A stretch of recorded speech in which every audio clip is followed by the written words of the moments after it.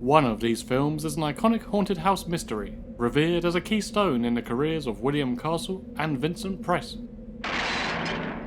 The other film helped usher in a whole new era of horror remakes, retaining the camp and cheese of the original, while boosting the body count and supernatural thrills.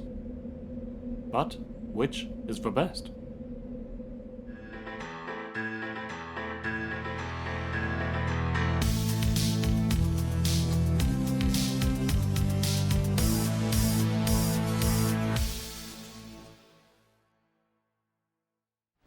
I'm William Castle, and this wheelchair is just to rest my tired nerves after producing a picture like this one. Spurred on by a lifelong desire to create audience-pleasing horror films, William Castle took a risk and quit his comfortable position at Columbia Pictures. During his time at that studio, Castle established himself as a director with an unmatched ability to turn in B-movies at record speed without sacrificing quality or going over budget. However, he knew the type of pictures he wanted to make, and this wasn't it. He also wanted that sweet, sweet control. I mean, what level-headed studio suit in the 50s would ever sign off on flying skeletons and electric shock chairs in the theatre? Or indeed, $1 million life insurance policy for a cockroach? So, the ambitious filmmaker set out on the independent path, and self-funded the 1958 film Macabre. Castle went all in with the promotional stunts, arriving to the premiere in a coffin, hiring nurses and hearses to wait outside screenings in case patrons should cork it from sheer fright, and so on. Naturally, this tickled the audience's fancy like a tingler up the pant leg. The film was a big success, and also caught the attention of one Vincent Price. Price's career path was on a somewhat similar trajectory to Castle. After 2 decades of solid work in the industry, mainly relegated to supporting cast and character actor material, his bankability as a starring lead rose steadily throughout the 50s.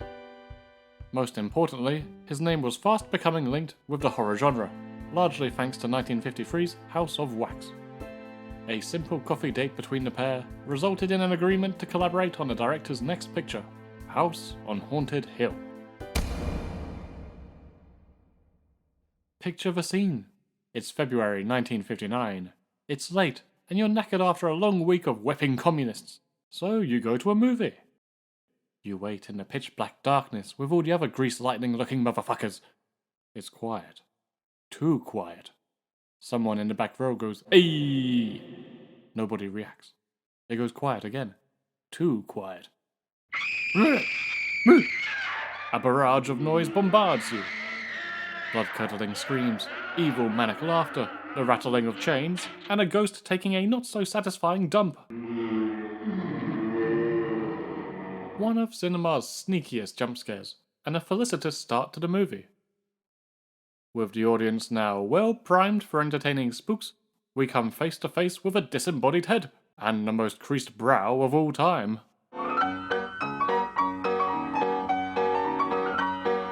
This is Watson Pritchard, the reluctant owner of the House on Haunted Hill. He sets the scene, describing the long and sordid history of the building. Bad things always seem to happen to those who visit, namely, death, and sometimes even death. The head buggers off again, and is replaced by our first glimpse at the spooky residence. In fairness to Captain Creased Brow, after just one image, I can confidently say that building is cursed as fuck. It is a real location, Ennis House in LA. Built in the early 20s, it was inspired by Mayan temples and watch out! Incoming Vince! I'm Frederick Lauren. Yeah, nice to meet you. This narration builds upon Pritchard's groundwork, inviting us both to a haunted house party and the plot.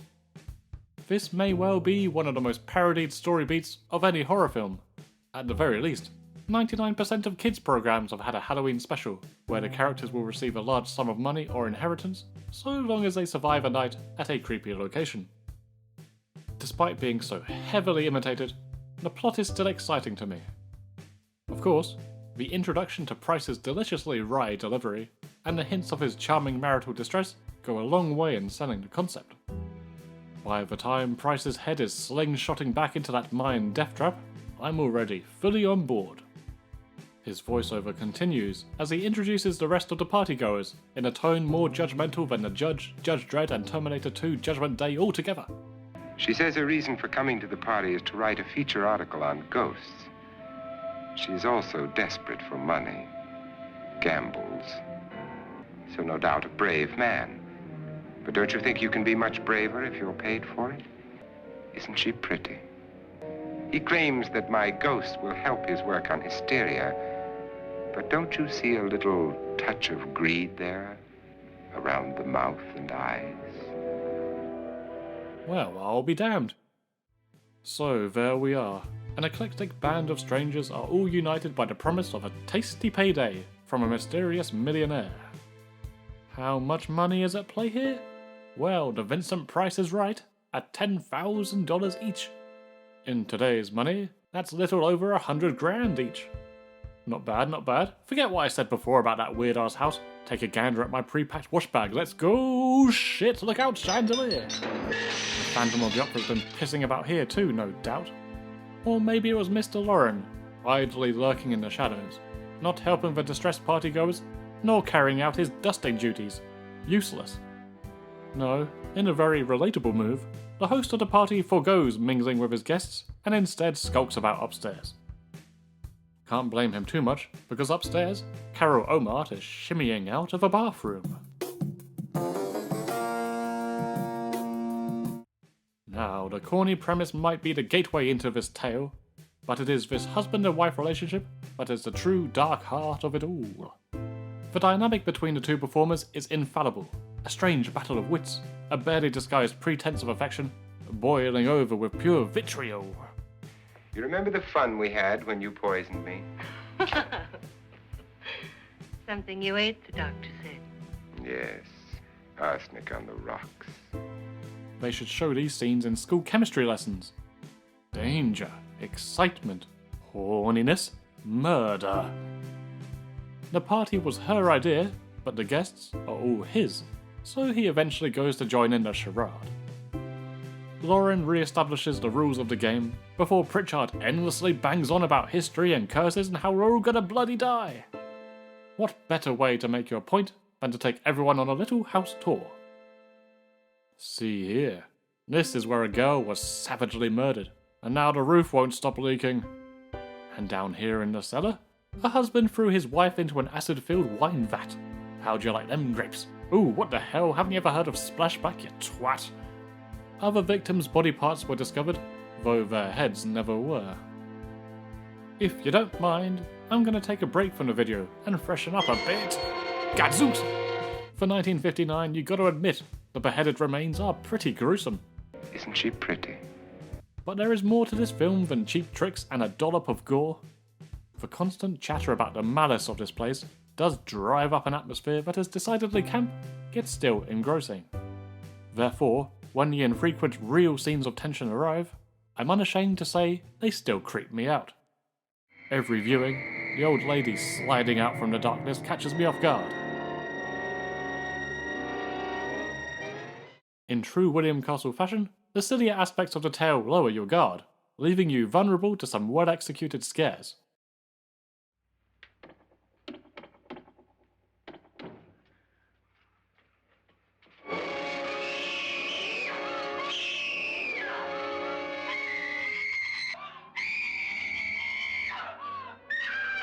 The rope scene between the heroine and the apparently deceased Mrs. Lauren is the standout scary moment.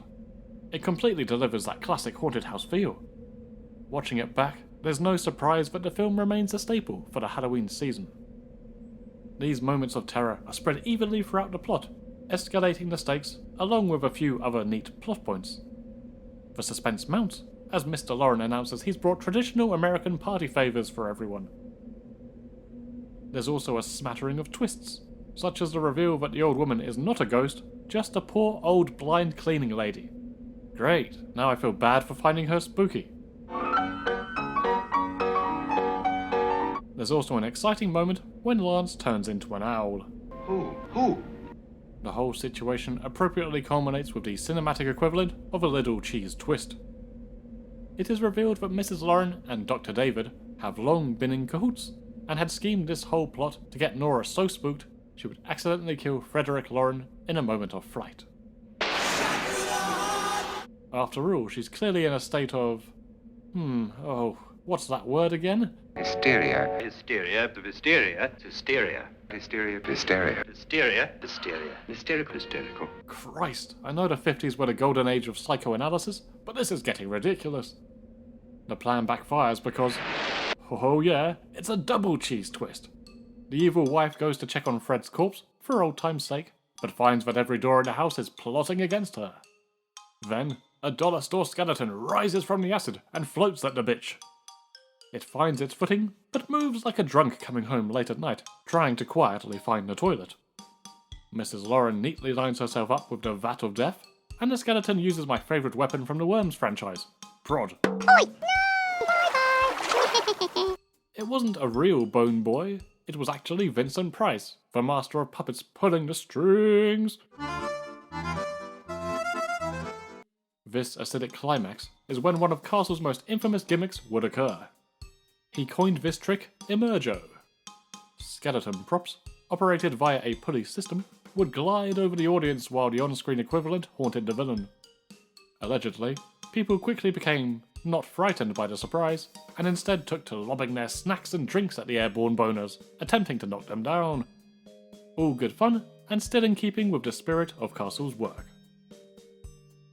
House on Haunted Hill is still a great movie. Not really a controversial statement, but I dare say it's among the most essential horror films of the 50s. If someone were looking for an entrance into either the films of Castle or Price, this film would be one of the best choices. It was a big hit at the time, and continued to only build its audience over the years, especially after falling into public domain, significantly increasing its accessibility. So large was its success that it apparently inspired Hitchcock to make his next picture a low-budget black-and-white horror affair. In turn, Psycho would directly inspire Castle to produce Homicidal. The snake is eating itself. But yes, an iconic premise, well-paced, a decent balance of light fun and genuine scares, with riveting central performances from Price and Omart. But I do have to wonder, could the film have benefited from a soundtrack by Marilyn Manson? The snake is eating itself. Robert Zemeckis, Joel Silver, and Gilbert Adler all had their share of involvement in HBO's Tales from the Crypt. But even after dipping their toes in the campy horror waters with that show, they worked together to form Dark Castle Entertainment in 1998. Borrowing William Castle's namesake, this production label was initially established to solely create modern remakes of the late director's horror movies. They even planned to recreate the gimmicks, offering special scratch cards along with tickets for Haunted Hill, but that's all they ever attempted. Although yes, what better place to start than a reimagining of House on Haunted Hill? Dark Castle Entertainment only made one other Castle remake, 2001's 13 Ghosts, before casting their net wider into other horror movies and remakes, and eventually moved into other genres entirely. Limiting yourself to only William Castle remakes probably wasn't the most sustainable idea, but I do feel we were deprived of a Bug remake, starring Owen Wilson as the cockroach. Wow. With both Haunted Hill and 13 Ghosts, the team weren't afraid to take various liberties with the material, as is glaringly apparent from the very beginning of the former. The opening credits are very much of that era, with all the flickering and the font style that should be telling me not to download a DVD. The imagery is based around dolls, anatomy statues, and German rappers, none of which featured in the 1959 version, as far as I'm aware. Once the credits eventually end, we are shown the new haunted house. The art design went in a different direction, trading Mayan temples for an imperial base in the Outer Rim. Setting up a wildly different backstory, the remake begins in the 30s, back when the house was actually an institute for the criminally insane. As one might expect, the experimental methods issued at this establishment are like Cuckoo's Nest by way of Nazi Germany.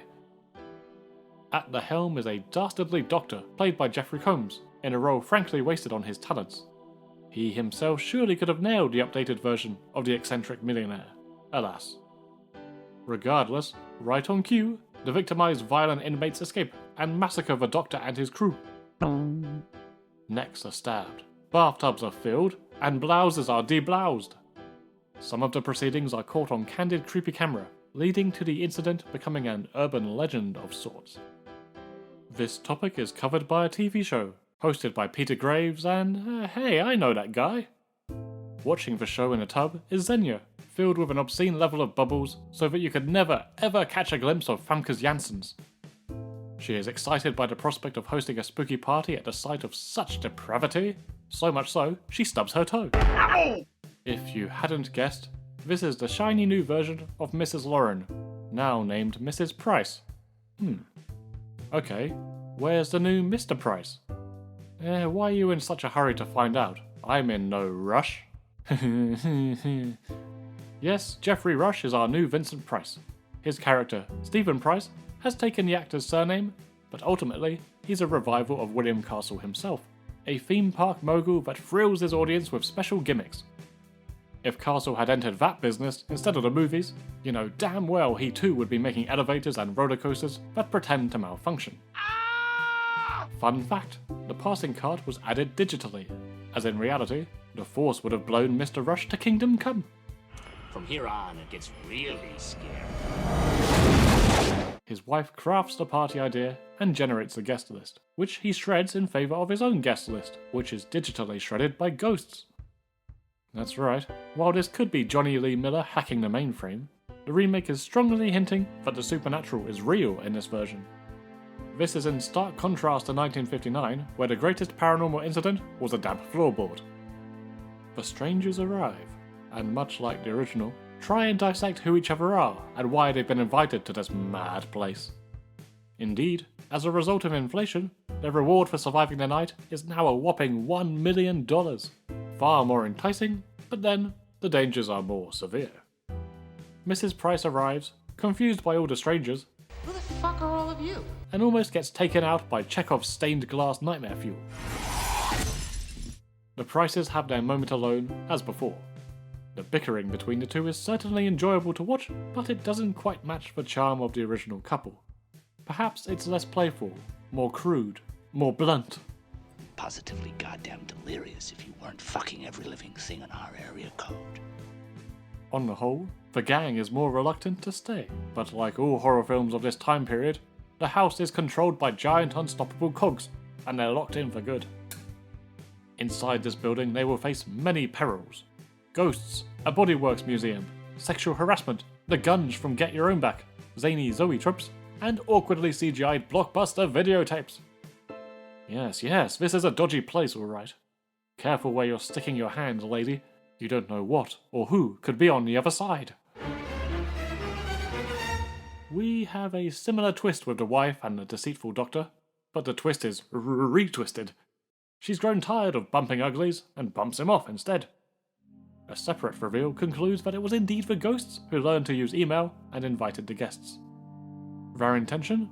All the guests would be descendants of the survivors of the 30s flashback. Well, that was their plan anyway.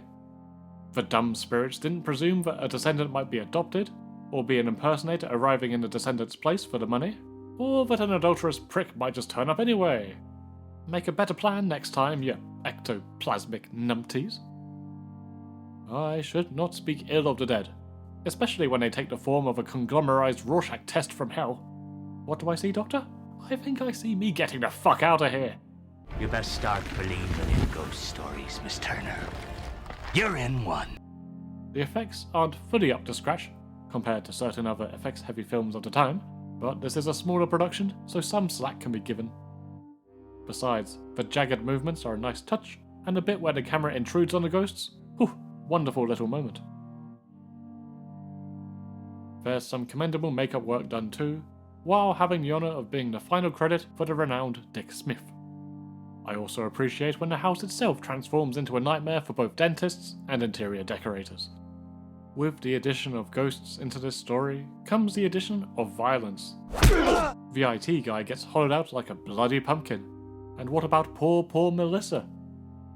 I'm less upset about Mrs. Price dying, because she's colder than an ice cream in Iceland, but she endures a full Indiana Jones-style comeuppance. But I confess, this third act suffers from a bit of bloat, especially when compared against the original. There may have been a double twist back then, but it was simple and down to earth, and even resulted in a refreshingly unusual end for Mr. Lauren. He just walks away, open to whatever fate the courts decide for him. I confess I prefer that to the overblown ending here. Go!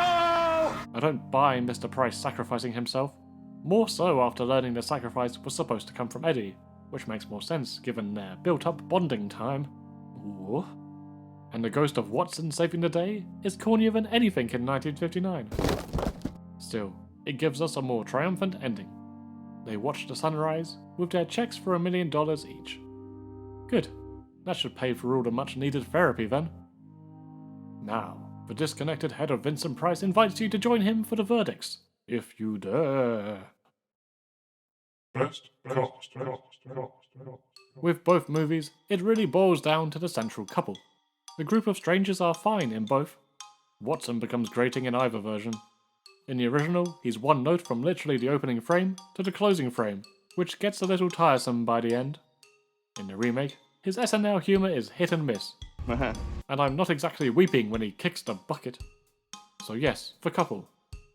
Rush is a joy to watch, and Xenia is good casting for a chilly femme fatale, but the original versions are unbeatable for me. Best overall. The original is tame in this department, so it's an easy win for the remake. Best kill. For best singular kill goes to Plod. Just kidding. For me, it's the aforementioned ghostly decaying of Mrs. Price. It's a good life lesson for anyone thinking of cheating on and killing their spouse for an elaborate haunted house party. You will fall through a wall and get eaten by dust. Best house. The original house may be a tad generic with all the Victorian stylings going on inside, but it works. The outside's also pretty cool too. Best film. I do like the remake, but in the end, 90s charm is different to 50s charm. I have a certain nostalgia for both. The original is old school, but the remake got that sunglasses game. The remake is an enjoyable enough flick for some quick escapism, but I have to give top prize to the original. It's an endearing and enduring piece of horror history. Let me know your opinions below. Which film do you prefer? Until the next time, friends of the Blowfish.